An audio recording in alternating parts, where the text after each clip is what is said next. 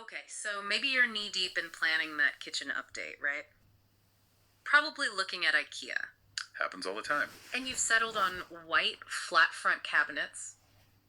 You know, the sleek, minimalist The vibe. classic Scandi look, yeah. But then you hit this snag, VEDDINGE white fronts and VALLSTENA white front. Yeah. And they look, well, almost identical online, maybe even when you see them in person for a second. You start wondering, aren't these basically the same thing? Or is there something else going on? The really common question, that one.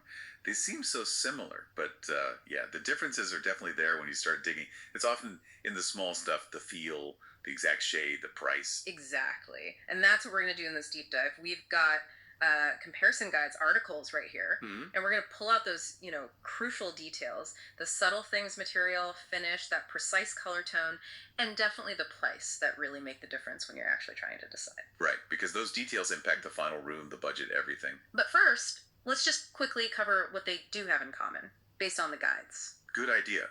Both absolutely nail that sleek, flat, handleless aesthetic. Perfect for, modern or Scandinavian kitchens. Yeah, got that. And they both work perfectly with the IKEA kitchen system, metod everywhere else, or section if you're listening in North America. Seamless integration. Totally. And they come in a huge range of sizes. So you see them used not just in kitchens, but for wardrobes, maybe home office setups, all sorts of things. Versatile. Okay, so same basic look, same system, lots of sizes. Where do they start to diverge? You mentioned color tone. Yeah, let's start there. It's subtle, but side by side you notice it. The sources say VEDDINGE is a soft white, but with a slightly warmer base. Gives it a calm feel, but with that hint of warmth. Okay, a warmer white. And VALLSTENA. VALLSTENA leans a bit cooler, more toward a neutral white, maybe a touch darker depending on the light. Interesting. And we actually have the technical codes for that, right? From the materials provided. NCS codes and gloss levels. We do, yeah.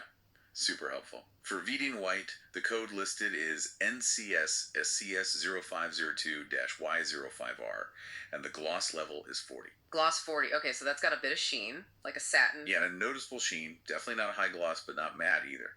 Now, VALLSTENA white, its code is NCS S0602G92Y, and the gloss, just 6. 6? Wow, that's really low. Properly matte. Properly matte, exactly. A very, very low sheen surface. And those codes, they kind of confirm the color observation, too. How so? Well, the VEDDINGE code ending in Y05R points to that warmer, slightly yellow red undertone. Oh, okay. While VALLSTENA's G92Y suggests that cooler, more yellow-green base. Now, manufacturing varies slightly, but these codes give you the technical backup for what people see. Got it. So warmer, satinish white versus a cooler, very matte white. What about what they're actually made of? Does that change how they feel or how tough they are? Oh, absolutely. Big difference here. VEDDINGE is made from MDF, that's medium density fiberboard, and it's finished with painted lacquer. The descriptions we looked at really highlight this, gives it a premium feel. Smooth, even silky sometimes. Sounds nice. Any downside? Well, the comparisons do mention that type of painted finish. It might need a bit more TLC. It could potentially be more prone to scratches or a little dense if you're not careful. Okay, so feels high-end, but maybe handled with care. Oh, yeah. What about VALLSTENA's construction? VALLSTENA is different. It uses particle board as the core material. Okay, particle board. And then it's wrapped in what they call an embossed RPP foil. That's recycled polypropylene. Embossed foil? So it's got texture. Exactly. The descriptions say it feels more structured, maybe a bit more robust, partly because of that slight texture from the embossing, and also that very matte finish. It feels less delicate than the smooth paint. Right, so VEDDINGE is smooth and silky, VALLSTENA is textured and matte. That sounds like it would make a difference in a busy kitchen. For sure. And the analysis connects that directly to practicality. The VALLSTENA foil wrap, especially being matte, is highlighted as being more resistant to moisture. Yeah. And easier to wipe clean. Things don't show up as much. Maybe. Easier maintenance. Yeah, so the sources suggest it's arguably a bit more practical for, say, high-traffic kitchens, or if you have kids, compared to the painted lacquer on VEDDINGE, which might, over time, be a little more sensitive to knocks or constant wiping. That makes sense. Okay, let's recap quickly. VEDDINGE, warmer white, bit of sheen, smooth painted MDF, feels premium, maybe needs more care. VALLSTENA. Cooler white, very matte, textured foil on particle board. Feels more durable, easier upkeep. You got it.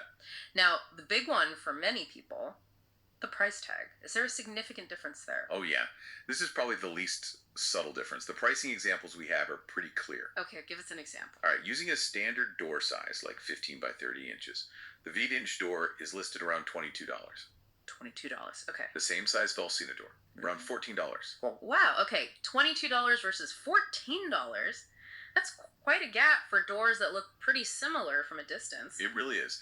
Doing the math based on those figures, that's roughly a 36% price difference, at least as of when these sources were current, around May 2025. 36%. Yeah.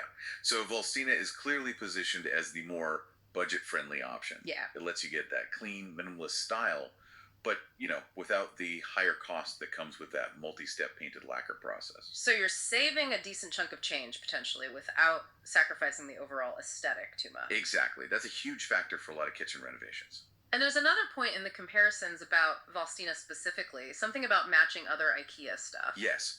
This is actually a really interesting practical benefit, especially if you're using IKEA elsewhere in your home. Right. The sources point out that VALLSTENA shares its exact NCS color code, that S0602G92Y, with a whole bunch of other IKEA product lines. Really? Which ones? Like wardrobes or something? Exactly like wardrobes.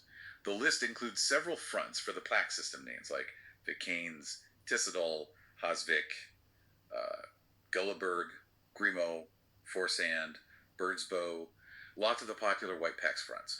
Okay. Any others? Yeah, also some fronts for the Pletza storage series, like Sanadol and Fawns. Ah, I see where this is going. So if you've already got, say, white PAX wardrobes in the bedroom using one of those specific fronts, or maybe white Plexa units in the hallway or office, choosing VALLSTENA for your kitchen means the exact same white color flows through different parts of your house. Precisely. It allows for this really nice visual consistency.